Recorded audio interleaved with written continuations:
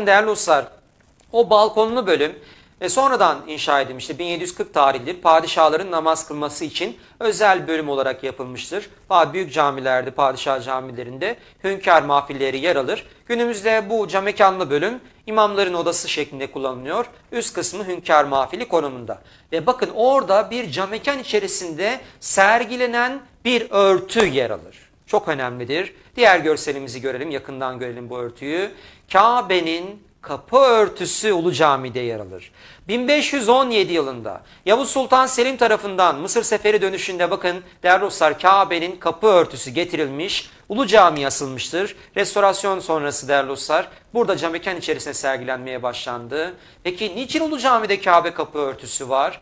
Biz bunu Ulu Cami'ye gösterilen değerle irtibatlandırıyoruz. Zira Ulu Cami hakkında alimlerin çok önemli bir kanaat ve görüşü vardır. Dikkat buyurun. 5. makamdır. Ne demek 5. makam? Dua ve ibadetlerin en çok kabul edildiği 5. yer demektir. Ve bu 5 yer sırasıyla bir Kabe Mekke, 2 Medine Mescid-i Nebevi, 3 Kudüs Mescid-i Aksa. Bu ilk üçünün faziletine dair, sevabının büyüklüğüne dair hadis-i şerif vardır.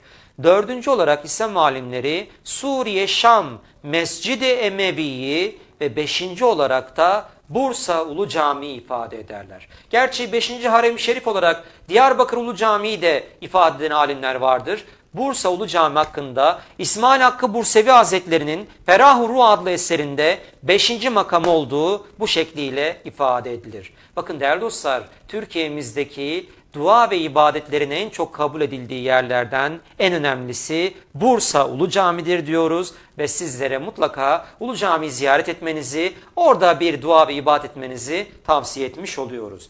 Bu arada o Kabe resminin üstünde ince uzun bir levha yer alır değerli dostlar ve Ulu Cami'deki en kıymetli levhalardan birisi odur. Bir padişah hattı, bir padişah yazısıdır. Görelim diğer görselimizde 22 nolu görselimizi. Değerli dostlar, Osmanlı padişahlarının çoğu hattattır. Ve en değerli hattatlardan biri olan 2. Mahmud Han tarafından yazılmış, Ulu Cami'ye hediye edilmiş bir levhadır bu.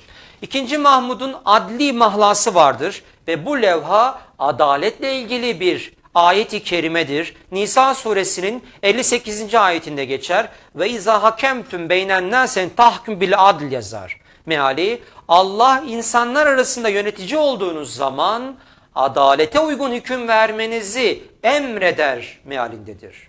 Şimdi değerli dostlar, bu köşede bir birliktelik benim dikkatimi çekmiştir. Şimdi bakın bu ayet bir padişah yazısı, adaletle ilgili bir ayet-i kerime. Diğer görselimizi rejimizden rica edeyim. Diğer görselimiz 23 nolu. Bakın bu levhanın üstünde değerli dostlar adalet timsali Hazreti Ömer'in isminin yazılı olduğu bir yuvarlak levha yer alır. Hazreti Ömer İslam tarihinde adaletiyle nam salmış, hakkı adaleti çok hassas bir şekilde değerli dostlar uygulamıştır. İslam'ın adaletini kılı kırk yararcasına uyguladığı için Hazreti Ömer denince akla adalet gelir. Ve bu köşede önemli birlikteliklerden bakın bir diğeri. Üçünü birlikte görelim 24 nolu görselimizde. Padişahların namaz kıldığı hünkâr mahfili dedik. Ve Kabe kapısının Kabe örtüsünün üstünde bakın ince uzun levhada padişah yazısı ve adaletle ilgili bir ayet-i kerimedir dedik. Ve yukarıdaki yuvarlak levhada da adalet timsali Hazreti Ömer'in isminin yer aldığını size ifade ettik. Osmanlı'yı 623 yıl ayakta tutan ve bir devleti uzun müddet ayakta tutacak olan en birinci özellik şüphesiz nedir?